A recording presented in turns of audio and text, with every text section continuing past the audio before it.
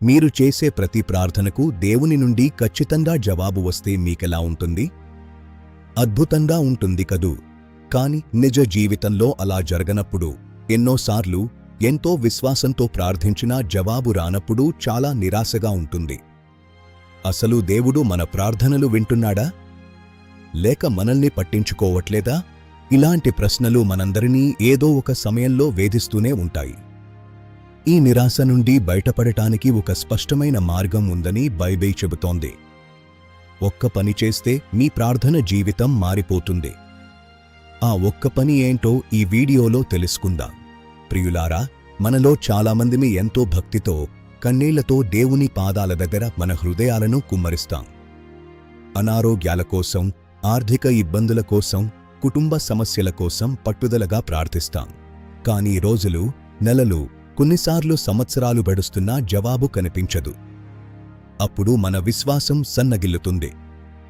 దేవుడు నిజంగా ఉన్నాడా? ఉంటే నా ప్రార్థన ఎందుకు వినడం లేదు? అనే సందేహం మొదలవుతుంది. ఈ అనుభవం మీకు ఎప్పుడైనా ఎదురైందా? అయితే మీరు ఒంటరి కారు. బైబిల్లో కూడా ఇలాంటి అనుభవాలు పొందిన భక్తులు ఉన్నారు. మన ప్రార్థనలకు జవాబు రాకపోవడానికి కారణం దేవుడు మనల్ని ప్రేమించకపోవడం కాదు. కొన్నిసార్లు సమస్య మన ప్రార్థన విధానంలోనే ఉండవచ్చు. బైబిల్ మనల్ని ఒక్కసారి ఆగి మనల్ని మనం ప్రశ్నించుకోమని చెబుతోంది.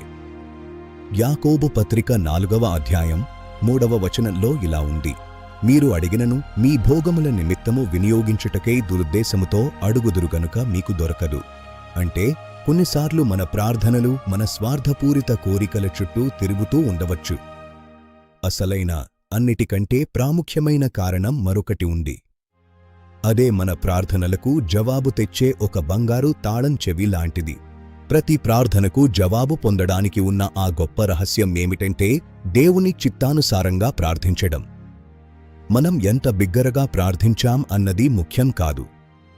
అది దేవుని ఉద్దేశాలకు అనుగుణంగా ఉందా లేదా అన్నదే అత్యంత ముఖ్యం. 1 యోహాను పత్రిక 5వ అధ్యాయం 14-15వ వచనంలో ఈ అద్భుతమైన వాగ్దానాన్ని ఇస్తోంది. ఆయనను బట్టి మనకు కలిగిన ధైర్యమేదనగా, ఆయన చిత్తానుసారముగా మనమేది అడిగినను ఆయన మన మనవి ఆలకించునన్నదియే.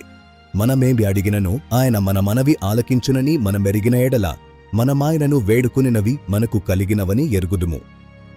ఈ వాక్యం ఎంత స్పష్టంగా ఉందో చూడండి. మనం దేవుని చిత్తానికి అనుగుణంగా అడిగితే ఆయన మన ప్రార్థన వింటాడు.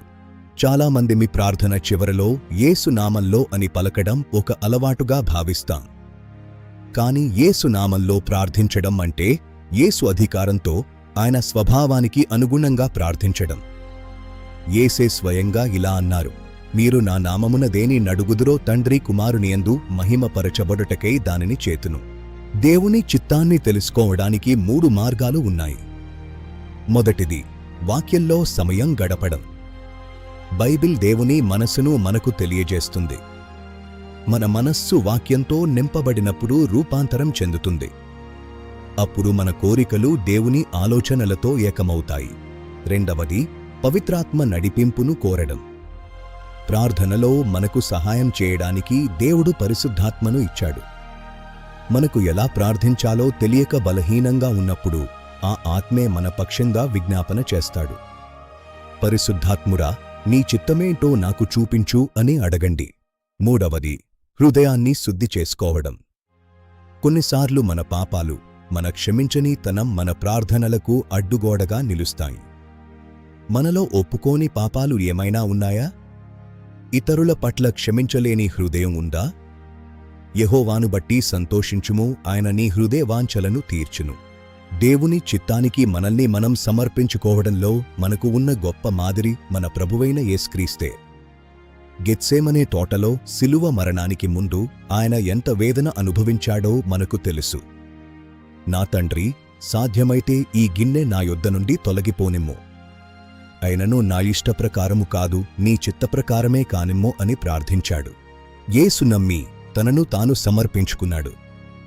ఈ సమర్పణే ప్రార్థన యొక్క ఆత్మ. ఇది మన కోరికల జాబితాను దేవునికి ఇవ్వడం కాదు, ఆయన పరిపూర్ణమైన చిత్తానికి మనల్ని మనం అప్పగించుకోవడం. రేపటి నుండి మన ప్రార్థన జీవితాన్ని ఆరాధనతో, సమర్పణతో మొదలుపెట్టండి. ప్రియ స్నేహితులారా, మన ప్రార్థనలకు జవాబు రావడం లేదంటే దేవుడు మనల్ని ఒక లోతైన సంబంధంలోకి పిలుస్తున్నాడు.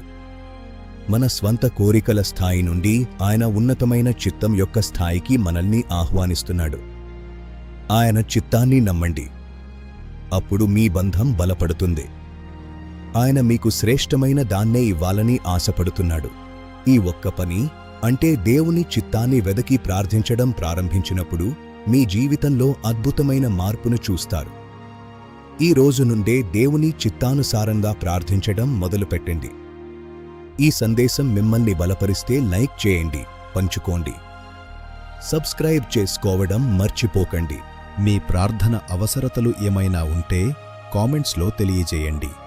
దేవుని చిత్తాన్ని వెదకుతూ మీకోసం ప్రార్థించడానికి మేము సిద్ధంగా ఉన్నాం. దేవుడు మిమ్మును దీవించునుగాక. ఆమేన్.